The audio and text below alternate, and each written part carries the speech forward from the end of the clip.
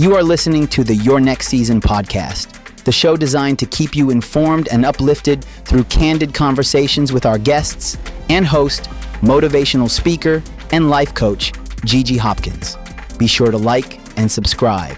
And now, here's your host, Coach G. Hello, and welcome to Your Next Season podcast. My name is Gigi Hopkins, and you know what I always say. I'm super excited about today's show.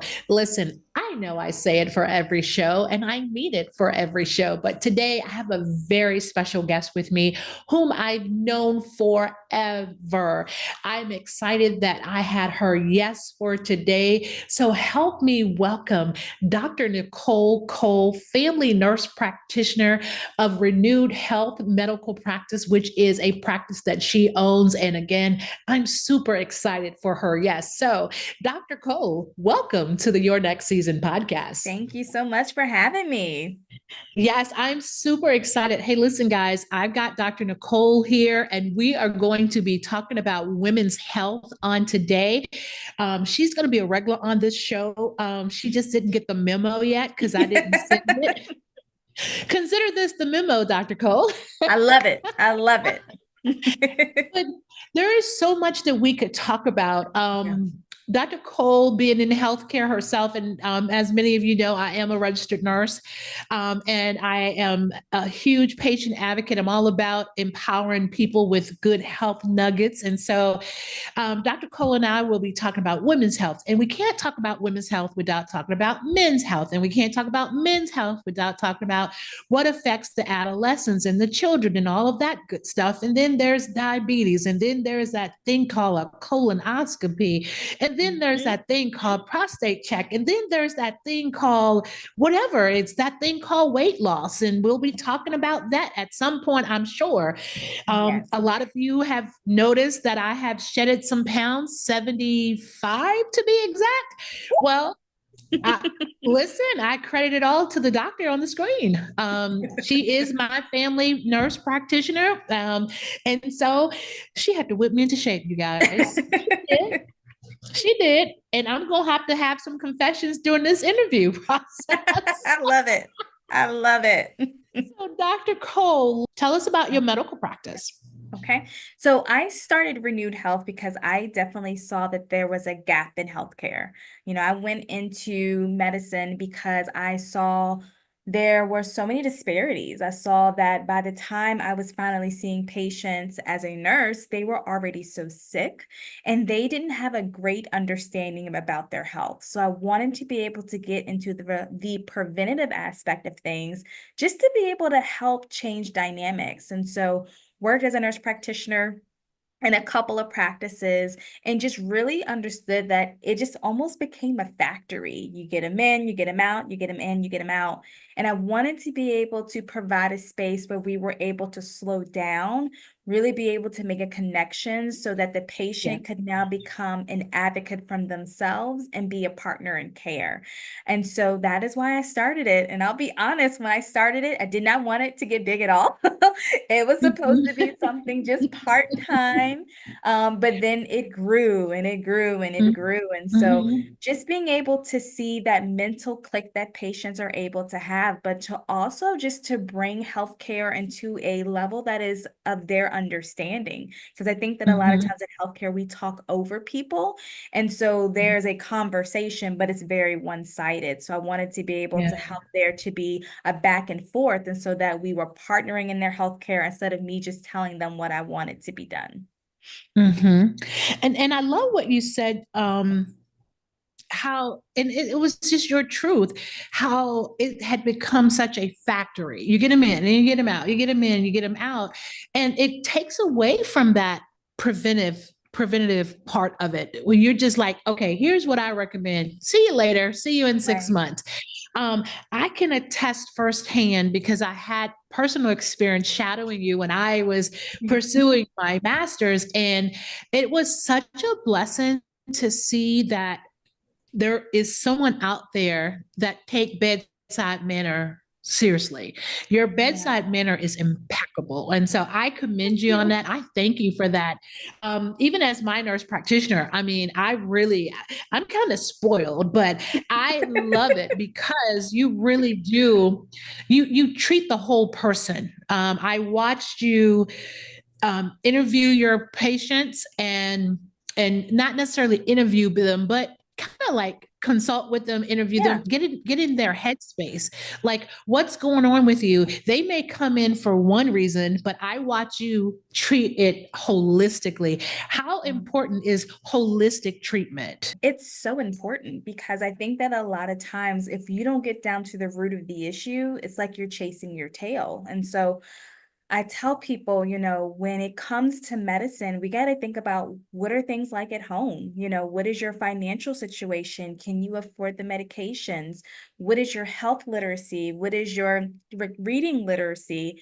What is Mhm. the family dynamic look like? Because if I'm talking to a patient and they're worrying about how they're going to eat tonight, then the conversation is going to be very different and the approach Yeah. is going to be different. So I think that when we understand that healthcare is very individualized and that you can't treat every diabetic the same, you can't treat every patient with high blood pressure the same, because you're going to Right. get completely different outcomes. And when even I Hmm. understood that, because like I said, things were running like a factory, and so Yeah. Hmm. I had things that I had to improve on as well. I found that my outcomes got better without having to make so many changes to the medications Yeah. because we were able to find those gaps. So it is very Mhm. important. Yeah, yeah. So where are you located and how can I'm and your all your information is gonna be at the screen, but I love to still let people tell us where they're located. Are you accepting new clients? And we're gonna get into what we talked about today. This is questions I normally ask at the end, but it's my show. I can do what I want. I'm gonna I throw love it in it. there right now I since love we're it. talking about renewed health. Okay.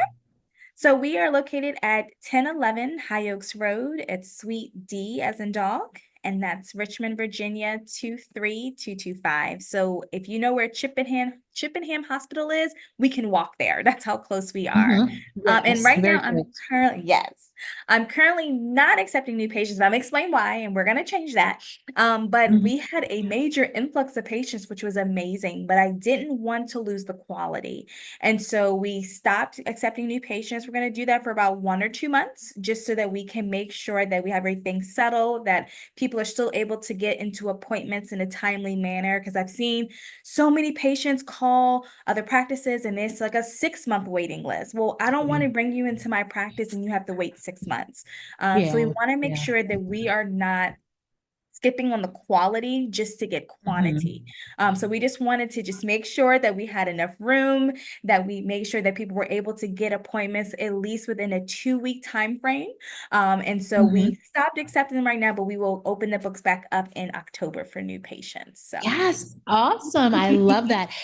And I love the realization. I do. I love that you realize that, hey, listen, we have to pump the brakes on this because yeah. you just see so much of money hunger and like, Mhm. oh no, let's just get them in. Let's get them in. Don't stop. Don't turn people away. But it's about quality. It's about the ability to sit and do that one-on-one and really get into what's going on with the person so that you can treat all aspects of them. So I commend you for that. So, well, thank you for telling us about renewed health. And so today we're going to talk about women's health. Awesome. And the way I would love to do it is to kind of start at the beginning, not at the beginning like birth, but let's skip right on to teen. Okay. Let's skip to that teen part because, I want to make sure that everyone understands that that teenage girl needs to start having some women health visits. And so, what is the age when a teenage girl should start seeing someone, a women's health provider per se? Right. So I would say as soon as possible. And Okay. so, 13, 12. I definitely think it's Mm-hmm. going to be important. And of course, I think that a lot of times people come for their school physicals. That's a lot of times where Mm-hmm. we're ending up seeing a lot of teenagers. But there's so many other conversations that need to be had at that level. There is Mm-hmm. a lot of changes, around that age. You're finishing up middle school, getting ready to go into high school, where, depending on where we are, we may have just started our period or kind of had our period for a little bit. And so our hormone levels are a little bit different. We're dealing with a lot of peer pressure and acne Yeah. and sex, the things that Mhm. sometimes the parent doesn't feel comfortable talking about. And I think that being able to have them come and have a real conversation of, okay, you may not be having sex yet, but let's talk about what sex is. Because I think that in the schools, they Mhm. talk about abstinence, and that's great. But what happens if we Mhm. don't? What happens if Yeah. I choose that I want to now have sex? Being able to have that conversation before it happens to tell them what to Yes. look Yeah. for, to explain to Right. them, how do STDs happen?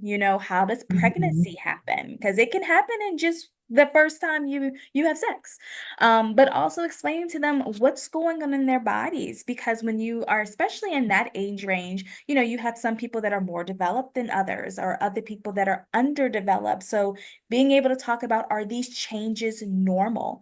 At that age range, I Mhm. also find a lot of depression, a lot of anxiety. And it's something that is just not talked about a lot, and people are isolated.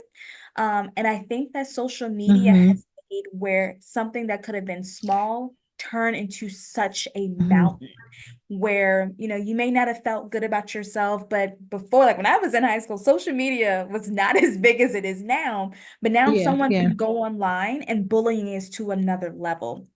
And Yeah. so when I'm dealing with those young teens, yes, we do talk about the heart health and things like that, but I really focus a lot on the social aspects. We're seeing younger and younger kids committing suicide, younger kids, getting pregnant, getting STDs. And so making sure, number one, we can make that connection early, because it's hard to Mhm. create trust in that age group. Very hard. Yeah. So Yes. finding, Yes. that I can be a listening ear, finding that can also be Mhm. a friend. And sometimes they'll tell me things that they won't even tell their family. Just because, sometimes it can be weird to tell your mom that you're thinking about having sex, or that Yeah. something Yeah. happened. So I would say the earlier the better. And it doesn't have Mhm. to be because something is wrong. And that's just for, for any age group. Let's focus on prevention. Let's focus on eating better, because the obesity Mhm. rate has skyrocketed even in younger children. I know Yes. you were Yes. saying we're gonna talk about diabetes. I'm seeing type 2 diabetics at age 9, which was unheard of. Wow. And so Yeah. being able to instill those principles early. So the earlier the better. Dr. Cole, there are so many different vaccines. Can you give us just some pointers on vaccines for teenagers? Yeah, sure, I sure can. And so I think the big debate is, do I vaccinate versus do I not vaccinate? And there has Mhm. been so many things that have come out. Do vaccines lead to autism, and all these things? And what I usually tell my patients, because my job is to inform, and then once you're informed, I will support whatever decision you make, but Love it. you have to inform yourself, and you have to Mhm. find credible resource to support why you're doing that. Now, once you feel like you found that and we've had that conversation, then I'm going to support you 100% behind that. But I like to go back and explain to them, why were vaccines even created? I think that we have Mhm. become so far from polio and so far from measles, mumps, and rubella that Yeah. no one's seen it. So we don't even know what we're Mhm. protecting ourselves against, because the vaccine Mhm. work. Mhm. Like I Right. feel like if we were Right. still seeing people with polio and the Right. braces and things like that, it wouldn't Mhm. be a question of if I'm going to or not. It's, I know I Right. want to get it How so that I quick don't can I have get it? it. you Mhm. know and so I always tell my patients, I recommend them. Okay, Mhm. I believe in them, I get vaccinated. But I do understand that there can be fears. There's a lot of Yeah. things that happen just throughout generations of governments not being as forthcoming when it comes to things. So I definitely Mhm. understand the fear, but what I always tell people is, don't allow the fear of something to be able Yeah. to make you more predisposed to something that you're not ready for, you know? Mhm. And That's so yeah. I want people to look at both sides. Okay, if you choose to not get the polio vaccination, I want you to go Mhm. look at polio. I want you to Yeah. see, what are the effects. Look at That's some of these good. third world countries that don't have the vaccine. And if you are Mhm. okay with possibly exposing to your child to that, then hey, Yeah. I'm all for it. But I Have think it's at it. because we have that herd immunity, so we don't see it. Enough Mhm. people are getting it so that we don't see those issues we're trying to protect against. But once they do that and they're like, yep, Nicole, I still, stand firm in what I believe, then I don't push it anymore. Now I still educate every time I see them. And I'm like, all right, so we're gonna still talk about this today. I'm Right. gonna support your Right. decision, but I am gonna still continue to try to educate. What are the expectations for annual checkups for the 20 to 30-year-olds? Now, this is when I can remember those pap smears and all of those things Hmm. that every woman on the globe, I don't know a woman alive that have enjoyed these visits. But Right. let's talk about that 20 to 30-year-old bracket. What type of annual checkups should they be doing, and how important is the pap smears? What are they? What are we looking for? All of that good stuff.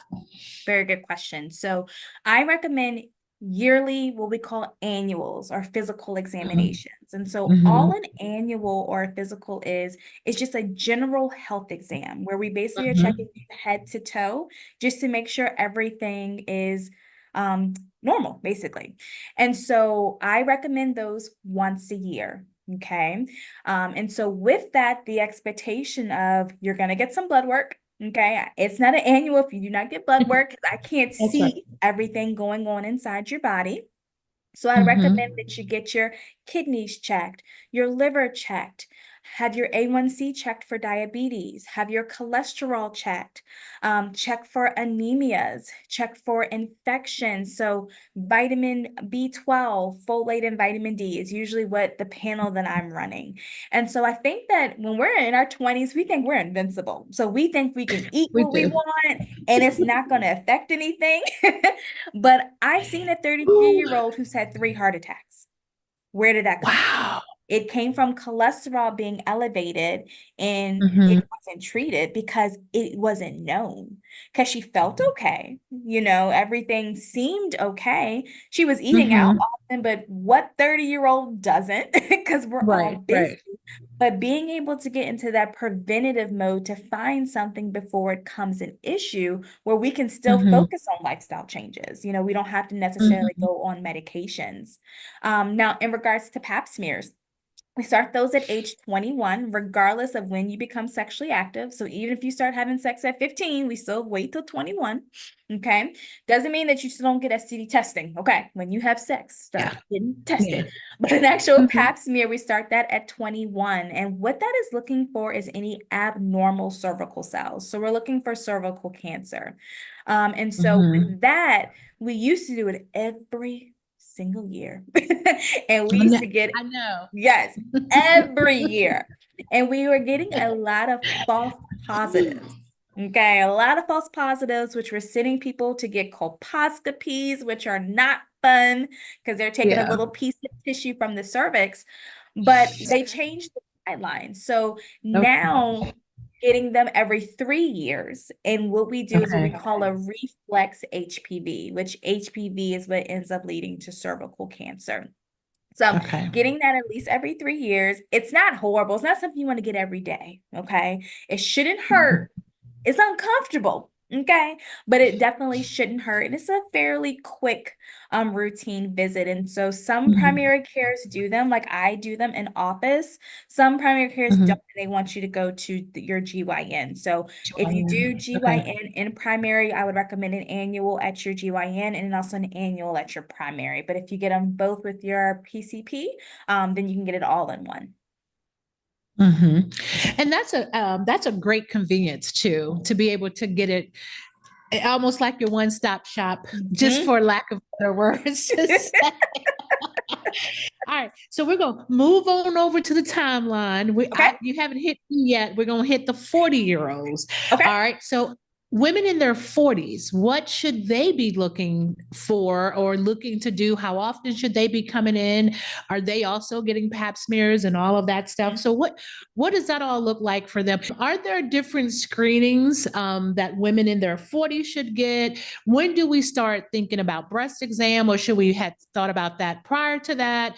I do remember, I think I was 40 something ish when I got my first mammogram, if I'm not mistaken. overdue, past due, need to get done. That's that head drop of shame. Um, so let's talk about the 40s and women's Yeah. health. What should we do in that area? Yes. So all the same things that we talk about with teenage years, but in the 40s, we do add some things. And so Okay. actually, when you hit 30 for your pap smears, you actually get to space them out more. So you can actually get them every 5 years once you hit 30 because we add HPV testing to it. So I was like, yes, when I hit Okay. 30. But when we hit our 40s, it is kind of up to the patient if they want to start their mammograms at 40 or 50. Now, the only time I would recommend someone does a mammogram prior to that is number one, if they have a family history of breast cancer. If that is the case, we start them 10 years prior to when that family member was diagnosed. So if your family member was diagnosed with breast cancer at 40, you would start them at 30. If the family member was diagnosed at 20, because it happens, we would start them, I Mhm. guess, at 10, if we're following that rule. But yeah, you want Mhm. to start it 10 years before because you want to be able to catch it early. Mhm. But yeah, so mammograms, you can start at 40 or 50. I'm leaning more to 40 because I've been seeing a lot younger patients dealing with breast cancer. So I've kind of swapped it and I'm like, yeah, we're starting all of these at 40 because sometimes it takes me 10 years to convince the patient to do it. So we'll start there. Now, I have never personally had a mammogram, so I can't tell you how they feel, but it is definitely some squeezing involved, okay? And even if you are not as well endowed in the chest area, I promise you they can still do your mammogram. I promise you they can still do it. Unpleasant for a few, but breast cancer is not pleasant. And so if we can catch something early, with any Mhm. cancer, the earlier we catch it, the easier it is to treat. So definitely Yeah. recommend those screenings early. Next one is colonoscopy. I think that's the one that everyone loves to hate. They changed that guideline to 45. So it actually used to be 50. They have now brought the age down to 45. And with this, the prep is the worst. I'll be honest, do not take the prep while you're at work. You will not be working that much that day. So please wait till you get home, take the day off so you can do your prep. Because you are going to be cleaned out. Like you and the Yeah. bath will be really good friends that Mhm. day. And then make sure you Mhm. don't eat after midnight. Okay. Because if you eat, Yeah. that kind of Yeah. defeats the whole purpose of the prep. Yeah. But Yeah. with colonoscopies, you do have to have someone come with you and they have to stay for the Okay. entirety of the appointment. And so I know that it may be hard for some people. And so another alternative that you can do is what we call the Cologuard. Mhm. Now let's talk about the Cologuard. So the Cologuard is something that's done every 3 years. And it's where you put Mhm. your poop in a box and you mail it. I know it seems really weird, but Not for me, it doesn't. I don't like the thought of the colonoscopy either. so it's like, we gotta pick the lesser evil sometimes, but they are very effective. And actually, guidelines have shown that a colonoscopy and the Cologuard are both congruent in effectiveness as long as it's Mhm. done at the right timeline. So if you're Okay. gonna do the Cologuard, it's every 3 years, okay? But you cannot have any symptoms of colon cancer. So you can say, oh, I've been having blood in my stool, I've been having stomach pain. If you're having any of those things, you need a colonoscopy, not the Cologuard. Now, if the Right. Cologuard is positive, that doesn't mean that you have colon cancer. That just means you got to do some further testing and get a colonoscopy. Okay. So Okay. we do have Mhm. options. I know some people are like, absolutely not. I don't want nobody going in and exit. I get it. Okay. I get it. So let's do the Cologuard instead. Yeah. So that way we Yeah. can be up to date with everything. And so Mhm. also, just our regular preventatives, the dentist, going there at least once a year or every 6 months. An eye exam. Mhm. You don't have to wear glasses or contacts to get your eyes checked. They're also going to Right. check blood vessels in your eyes, check for floaters, check for glaucoma. Being able to find things early is going to be really important. Okay. Also talking about your sleep. I think this is something that we do not talk enough about. We are a society that we operate on 3 to 4 hours of sleep and we just make it work. But Yes. talking about, are you sleeping well? Are you having nightmares? Are you snoring, which is not normal? If you're snoring, you need a sleep apnea test, a sleep study. But I think that is something that's not, talked about very much. But also, talking about weight and not just for appearance. I think that Yeah. a lot of Yeah. times when we hear about weight, it's about how my clothes feel. But I'm talking about Hmm. how are the things on the inside. Okay. Yeah. When you have increased weight, it leads to insulin resistance, which can lead to diabetes. So that's more of Hmm. the lane that I'm looking at when I'm talking about weight and I'm talking about BMI, which I do not like, but hey, it is what it is. When we're talking about, the circumference of the neck and things like that. Yeah. And so these are definitely the screenings that I recommend when you're in your 40s, along with all the blood work that we talked about in the teenage years, because things are changing. Your metabolism is Yeah. slowing down a little bit, your estrogen Oh, levels are yes. slowing down. Things that you could do when you were 20, you can't do no more. And so we see rises in these levels and Yeah. unfortunately, sometimes we don't act on it until there has been a heart attack or there's been a stroke, and those things could have been prevented. When you look at what is the thing that takes people out the most, it's actually two of the Hmm. most preventative things, which Mm. is crazy to me. And so being able to provide that education and not just think that our family history is our death sentence, okay? Where heart disease may run Yeah. heavy in my family or cancer may run heavy in my family, so I know that that's how I'm going to die. No, no, no, no. We can start making changes now so that we can change the legacy and the dynamic and change things, for future generations. And so that prevention is going to be really important. And I like how you said, let's get a jump on it right now because there's so many things with family history. And, I'm always amazed at the number of people that don't know their family history. So it's good to get in the doctor, get things checked. Years ago, I remember I was a dialysis nurse and I would hear people say, I don't want to know. Yes, you do want to know, and it was usually men, or if they don't want to take their blood pressure medicine Right. for the reasons that that Right. have the that huge side effect on them, and they don't Right. want to take their blood pressure medicine. And it's just like, I don't want to go to the doctor because I don't want to know. And so if you're just tuning in, you're tuned in to the Your Next Season podcast. I'm your host, Gigi Hopkins, and I have with me Dr. Nicole Cole, who's a family nurse practitioner who owns her own medical practice, Renewed Health.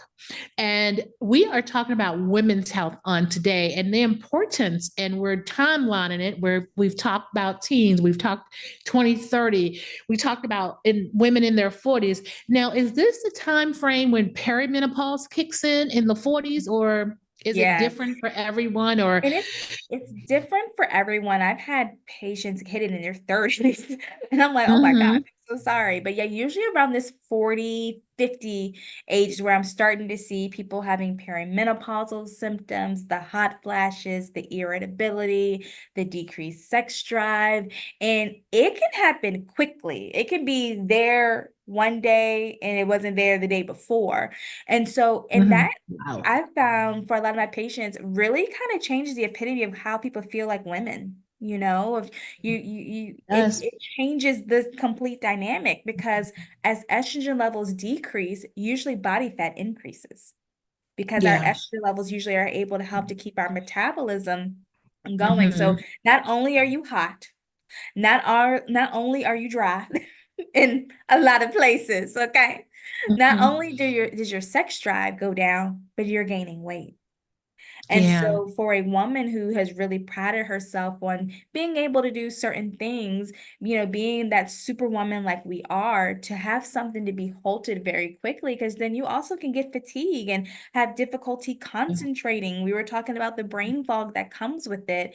And you didn't do anything wrong. It wasn't like, this is something that you've been ignoring for years and years and years. Mhm. This is a natural, unfortunately, bodily process of our estrogen level going down and having manifestations in our body. So yes, 40s Yeah. are definitely when this starts to peek its head in. Mm-mm-mm-mm.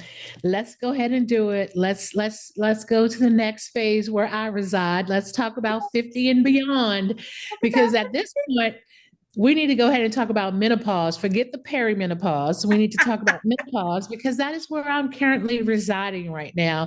I'm freezing yes. 1 minute, I'm burning up the next minute. My forehead is hot, my legs feel like steam is coming off of them. I kicked the covers off 5, 6 times in the night. I woke up this morning literally, and all the covers were off the bed. I'm like, Oh, what in the world? And it's just been a whirlwind. And then you have the weight gain, and I'm on a weight loss journey, so that's a struggle. Just the sweet craves, the fog. And I have to be very honest. At one point, I was so afraid. I'm like, I hope this is not dementia. I'm forgetting yeah. things all the time. It's scary. And sometimes being a nurse, you could really, it could be the worst thing ever. It could be the biggest Right. blessing, but it could be the worst thing ever because I noticed that I was forgetting a lot. And he won't say anything, but I have a feeling my youngest son has called my oldest son at some point. Like, is mom repeating herself to you? Because I really think this kid probably thinks I'm in the beginning stages of dementia because I have been forgetting things so much, but I know that I Yeah. am fully into menopause at this point. So what at the 50 and beyond, what types of screenings are there any new ones added to what we've already had previously? Are there any Yeah. shots we should be looking at? Any extra exams we should be looking at? What gives at 50 and beyond? Right. So at 50 and beyond, I definitely am going to push a couple of vaccines. Shingles Okay. vaccine is probably one of the biggest ones. And so if you've ever had chicken pox, you can get shingles. Okay. If you've never had chicken pox, you can't get shingles. But I feel like most people have had chicken pox at some point Mm-hmm. in your life.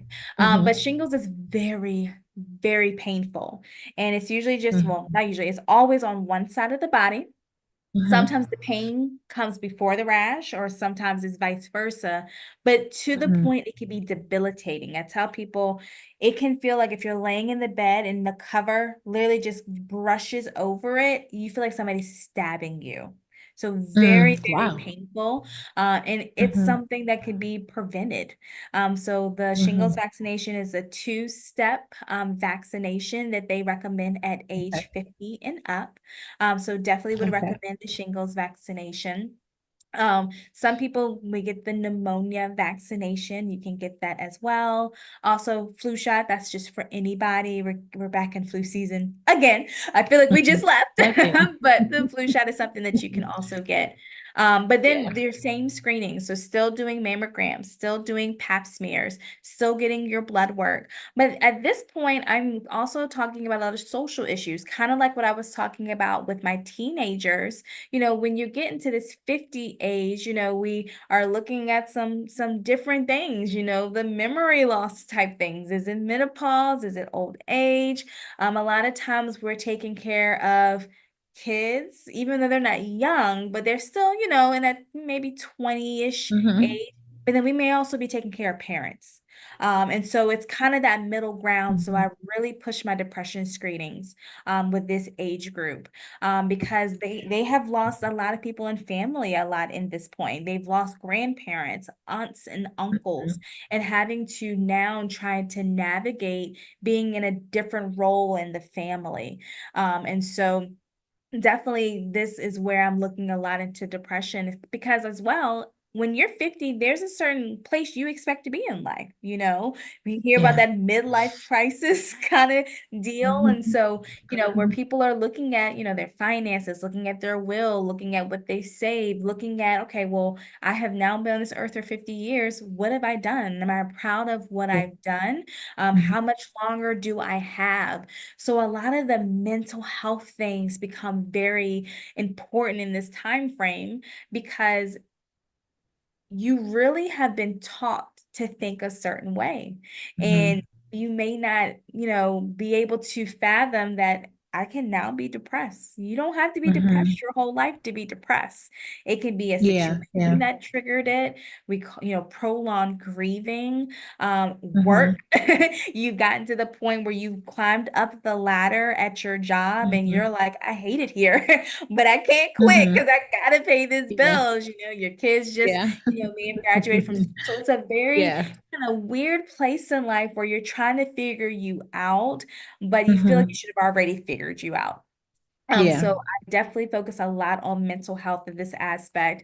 And then also in Okay. this kind of time in life, people are getting on medications that have never been on medicines before. Yeah.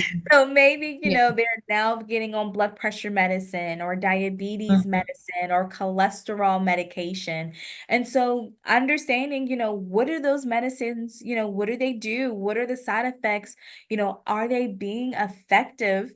I think this is the time frame where it's kind of hard because now you went from taking no pills to needing a pill box. Okay. And Mm-hmm. people don't think Right. pill Right. boxes are sexy. And so Well, they should definitely see my navigate. pill box. I have a shoe box for a pill box. So definitely that transition there. But yes, so those the same screenings that I would recommend, but also really focusing a lot on that depression and then some of the Mhm. vaccinations that come into play at that point. Okay. So with menopause, do you Mhm. find depression pretty popular with women in menopause? Because Mhm. there's so many changes that's going on. And, I'm not there, so I'm not asking for a friend. I'm just asking in general. Yeah. But I have noticed it's just so many changes, and the Yeah. scariness of the forgetfulness has really been really weighing on me. And then I'm on a weight loss journey, but I still have that fluctuation. And Right. I contribute some of that possibly to menopause and some of these crazy cravings that I'm having. So, have you been seeing that a lot with women in menopause? Definitely, definitely. It definitely increases because as that estrogen level comes down, there's so many changes that are happening all at once. And I feel like, Hmm. especially with women, we talk about a lot of things, but depression is not one of them. And our Yeah. body changes isn't one of them. So you feel like Hmm. you're going through this journey alone when really everyone around you is going through the same thing. Yeah. And so it Yeah. makes you emotional. If you've ever been on your period and you're like, I'm so sad. I don't know why I'm sad. I just don't have the Hmm. motivation. Well, imagine that, but all the time. When All you're on the your time. cycle, that's a week, possibly, maybe more, maybe less. But menopause, this is every day.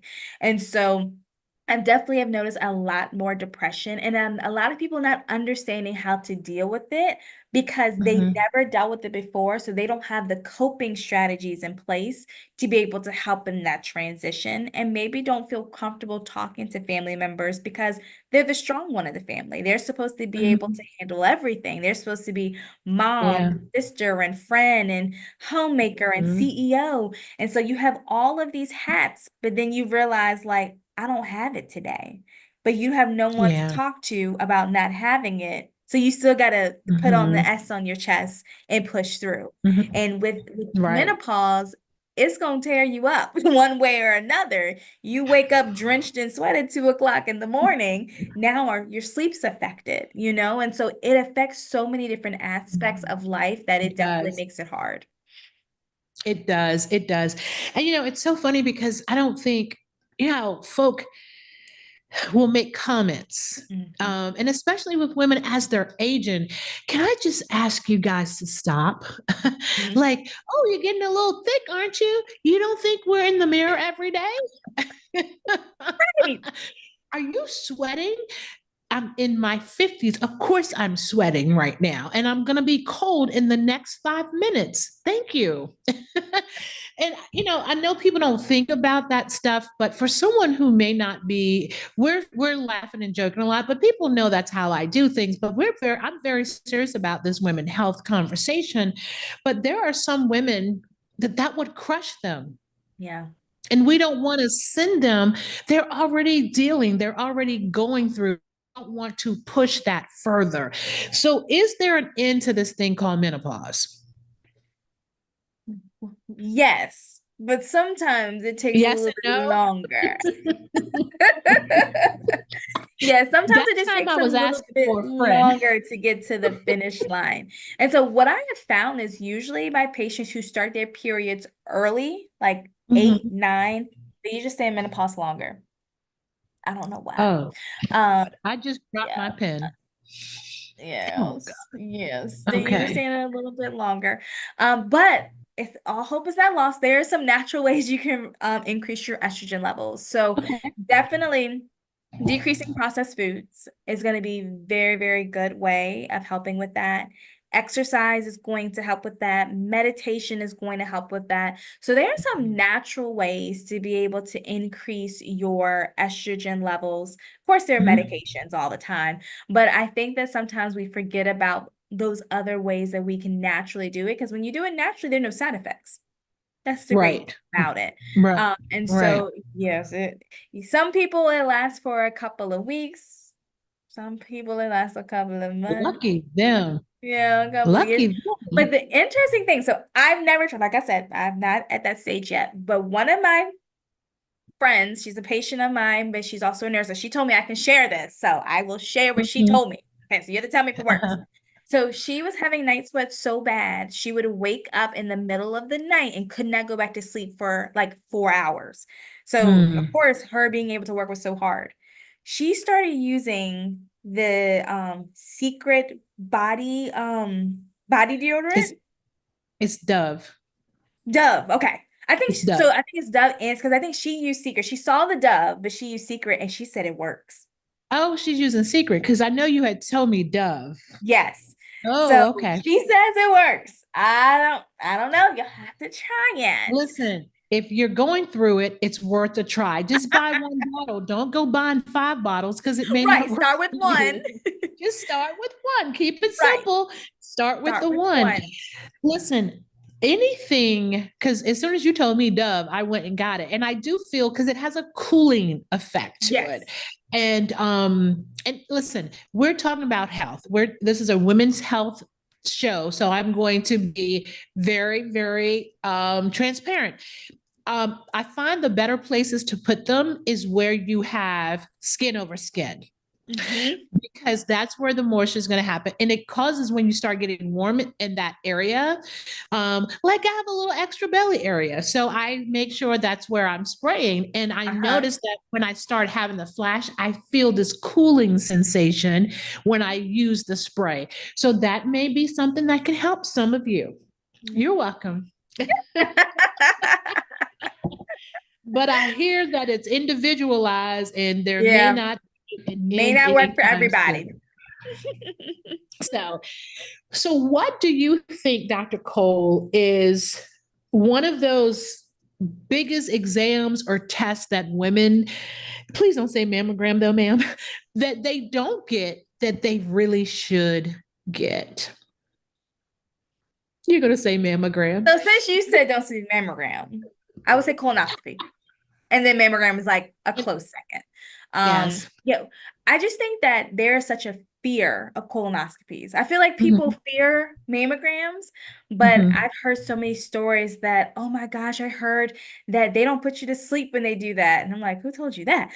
You are mhm. definitely asleep. But yeah, I would definitely say colonoscopies are number one because colon cancer, if it's found early, it is so treatable. But by the time Mhm, you start having symptoms of like blood in the stool and things like that, it is usually already stage 4. Where mhm. with mammograms and breasts, usually when someone feels a lump, they're going. Like I Yeah. usually don't have Yeah. to kind of push them. They're like, Mhm. okay, I'm getting my mammogram. But yeah, I Yeah. definitely think that colonoscopy is one of those ones because it's a procedure and there's so much to Mhm. go with it. You have to take off of work where if we're already living Yeah. paycheck to paycheck, I'm You messing can't with afford food to take money. off work. Okay. And not only Yeah. do I have to miss work, I have to take someone with me. So a lot of times Yeah. people take their significant other. So now that is two incomes that are now affected in one day. Yes. And Yes. so I think that the situational of how to make it work. It makes colonoscopy so hard.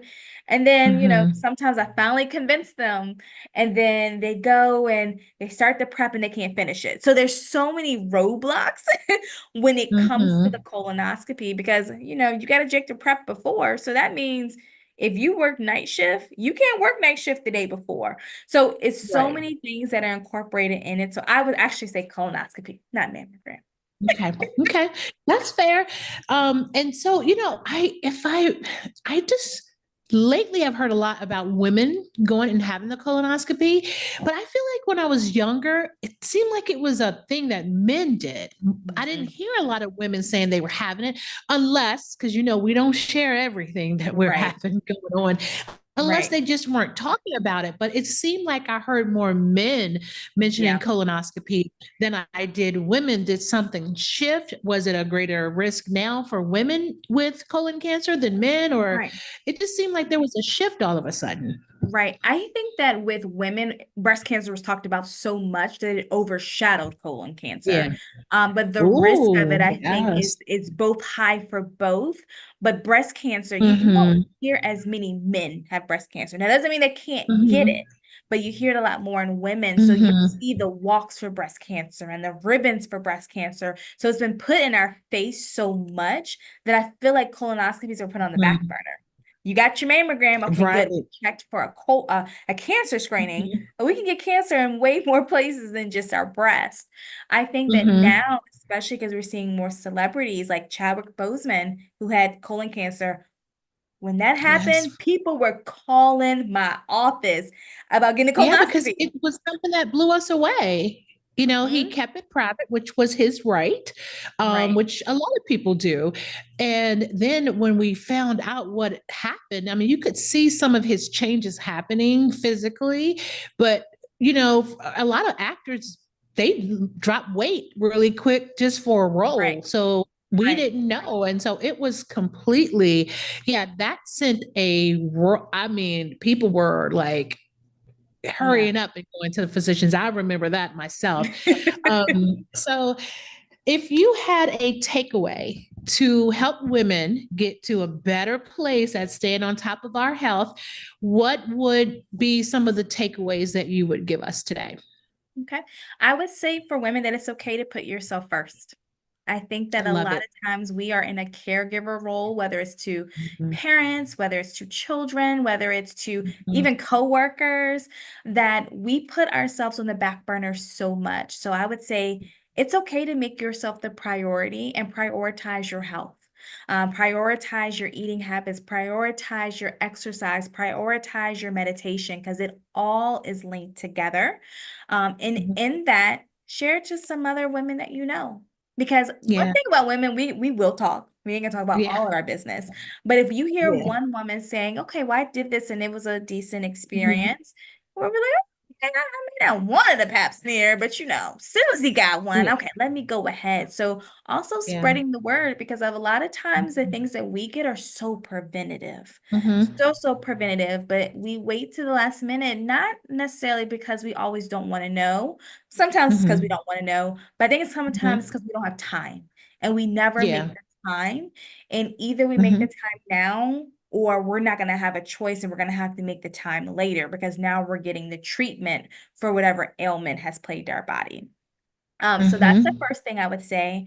The second thing I would say is to be educated and be an advocate with your body. I think that medicine has changed. I feel like it was before a very male dominated field, and you just did what you were told. The doctor told you to take this, so you did it. The doctor said you should do X, Y, and Z, and you did it. And there really wasn't a dialogue. It wasn't a let me tell you about me and not just my disease process. But I want women to feel like they have a voice to be able to understand that your voice matters. Your voice matters in every part of the visit.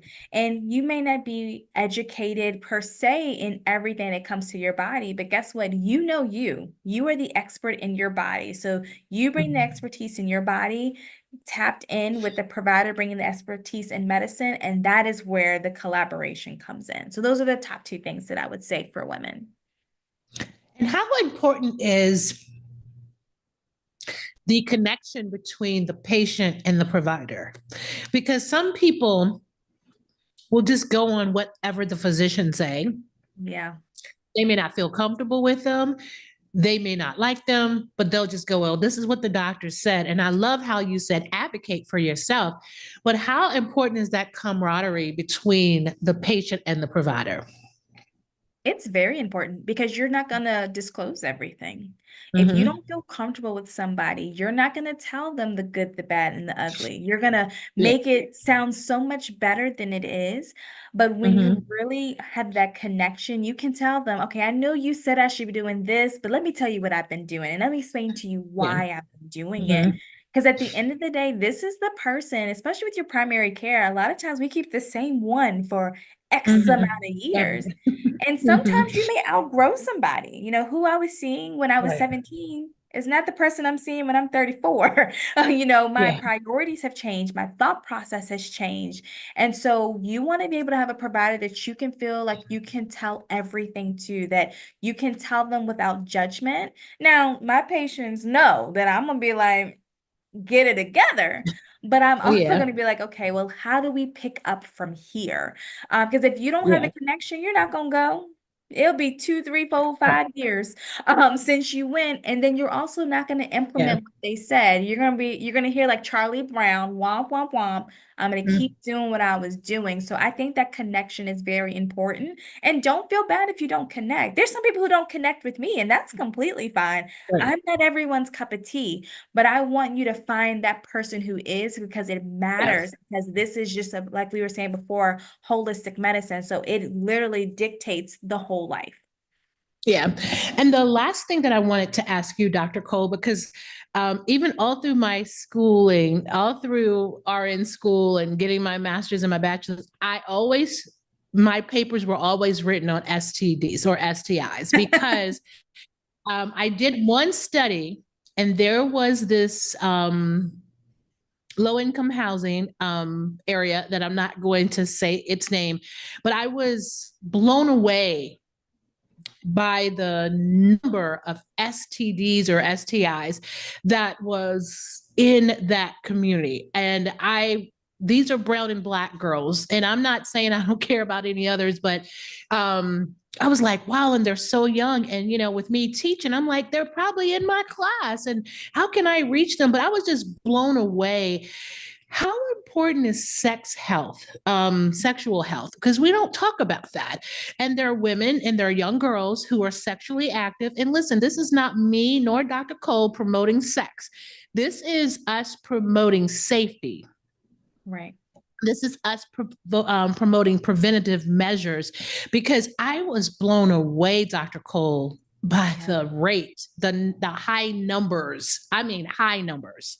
Right. So let's talk a little bit before we go off. We got a couple of minutes to talk about sexual health. Yes.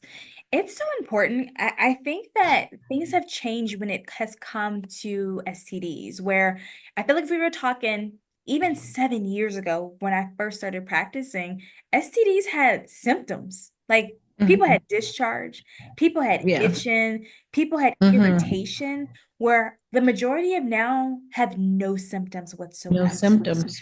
And Mm. so being able to be educated about gonorrhea, chlamydia, Mhm. trick, because when these things go untreated, it starts messing with organs. So let's say you had sex with that person, you got gonorrhea, you never got treated, and now you are dealing with infertility.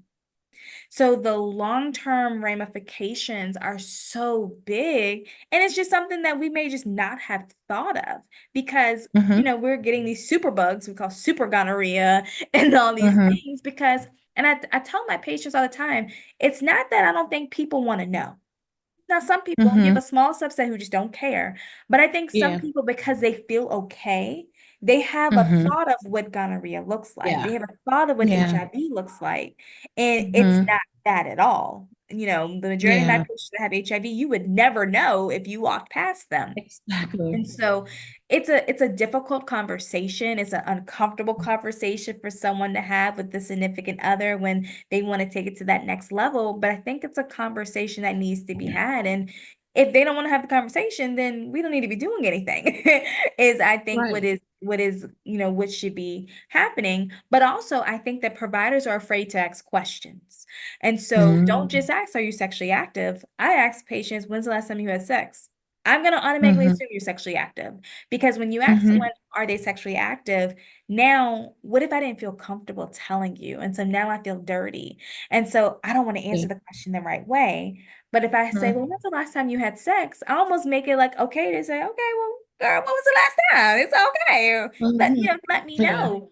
But also understanding where you need to be tested. And so I have found Mm-hmm. that people do not do this. And so I had a time where the person was negative in their urine and positive in their throat. How does that happen? Because when we are doing foreplay, okay, a lot of times condoms are not used. But when Right. we are doing penetration, then we use a condom. And so having that Right. conversation of, okay, are you top or are you bottom? Are you a giver Mm-hmm. or receiver? Having that Mm-hmm. uncomfortable conversation. Most time people be laughing, but I'm like, I gotta ask the question. Yeah. I know Yeah. it's uncomfortable, but I need to know where I need to swab, because if you're be Mm-hmm. getting STD testing and it's only by urine and you have been having oral sex, how long has gonorrhea been in your throat and you didn't know? Yeah. Yeah. And And it's so so, important because people are experimenting. I'm so sorry for cutting over you, oh, Dr. you're Cole, fine. but people are experimenting. And what I mean by that, because, it's so socially accepted now for you to live your lifestyle how you want to. And you have people with multiple partners, they are bisexual. There are so many prefixes now in the front of the word sexual that I can't keep Right, up. I'm asexual, I'm bisexual, I'm trisexual, I'm quasexual, I'm pansexual. Wait, right, what? There's so right, many different names now. I'm like, right. I became a nurse real early, but these new terms now they're over my head now. Yep. It's so important, especially when you have multiple partners. And I remember when I shadowed you in your practice and how you would screen them and talk to them, and exactly the way you're saying you did it is the way I witnessed it. And then you start uncovering that people had multiple partners, not just Right, multiple partners, but they were different genders, right, and that increases it. So I'm so right. glad that you answered that. And so what are there different testing? We've got about one more minute into this. Are there different testing for that, or Yes, what? I mean, I loved how you talked about we do the mouth swab and then we may have yes. to do the urine, because it's all in what you're doing and participating in. If you are just if we're doing just the urine test, if there's just penetration in just the front area, we'll put it that way, then we'll do a urine swab. Okay. Now if you go to like certain health departments for men and women, if you're having discharge, sometimes they want to do an actual swab. You don't technically have to do that. But definitely a urine test. If Mm-hmm. we are noticing that we're having issues in the throat, or if there has been any oral sex, we'll do a swab of the throat to test for gonorrhea and chlamydia. Then we'll do HIV and syphilis. That is a blood test. Now, people always Okay. ask me about herpes. It's a question I get Mm-hmm. all the time. So let's talk about it. If we do Okay. a herpes test, I always let them know, if you are positive and you are not having a flare, there's nothing I can do for you. Okay. Yeah. Once you test positive for herpes, you will always be positive for herpes. Okay. But it doesn't mean you're going to always have a flare. The medication Mm-hmm. for herpes treats the flare. It does not cure herpes. And I think that's the Mm-hmm. hardest thing for people to hear, because when you Mm-hmm. hear positive, Mm-hmm. you automatically want treatment. So I prep them. Right. I say, before I do this test, I need you to understand. And even though we prep, You I can still keep get the this question, herpes. th- you got this. Mm-hmm. But that's once again why it's important to do the testing before. And then I Yeah. tell people, Mm-hmm. inspect. Look at what's going on. Because sometimes Mm-hmm. it's stuff down there. You just didn't take the time because you Yeah. wanted to keep the lights off to keep it romantic. Turn them lights on, and take a look at what's going on. That's what I tell Listen, people all the it's a time. women's health show, and that is the Mhm. truth, because and get to know your partner. Can we really talk about the real thing? Because I Right. even heard you say that to your patients. You have to be careful. You have to get to know people. And like I said, people are experimenting. They're trying this, they're trying that. They're trying to keep up because peer pressure have these young girls doing stuff, these young guys doing stuff. You have to be careful. And listen, if you feel something is off, you have to contact your physicians. Right. Because even that untreated can lead to so many things. You heard Dr. Cole mention infertility. Those of you Yeah. who don't want kids now, you may find your Mr. Right and want some later. Right. And so Right. you have to get treated. They can't treat what they don't know you have. And you won't know you have it unless you go to the doctor. Right. So, So Dr. Cole, any last moments that you'd like to share with us about women's health? Anything that we didn't cover? We went through the timeline, but is there anything that we didn't cover? I would just say that know that you are important. When you know what you are important and you know that you are the priority, you are going to prioritize self-care. And going to the doctor, I feel, is a part of self-care. Now, it's not a massage or a facial. I get that. But it is still a part of self-care because we need to be able to find things early. I think that we as a generation, as just women, just in general, we got to focus more on preventative. We are a very reactional society. We treat it after we get it. But if you look at other societies, I've been traveling like crazy and they live longer than us. Okay. They eat better than us. They eat fresher than us. And so we got to really start looking at making these decisions so that we're putting ourselves in the best predicament possible. Okay. All right. Well, Dr. Cole, I thank you so much for coming on today. I thank you for getting ready to be a regular on the show at least once a month so we I can love it. continue to talk these health things. It's just stuff that we don't talk about, and they shy away from these honest conversations that we need to have. And so we want to get women on the right track. Men, we're coming for you because we want you to be on the right track as well. So next month, we're coming for you because there are a lot of testing that you guys need to do as well. And I remember when I was out in the clinical world of nursing, men were the worst when it came to going to the doctor, wanting to see the physician. So we're coming for you because we also need you to go to the doctor. So once again, Dr. Cole with Renewed Health Medical Practice, thank you so much for joining us. I also want to say thank you to our sponsor this week is Dominion Health Education Center. They are located 4746 Finlay Street in LeBron Square Shopping Center. They're offering online PCA classes, nurse aid classes, and medication management classes. And so you can reach them by dialing 804-340-6163. This is Gigi Hopkins saying until next time, be blessed. Thank you for listening to the Your Next Season podcast, the show designed to keep you informed and uplifted through candid conversations with our guests and host, motivational speaker, and life coach Gigi Hopkins. Again, thank you for listening, and don't forget to like and subscribe.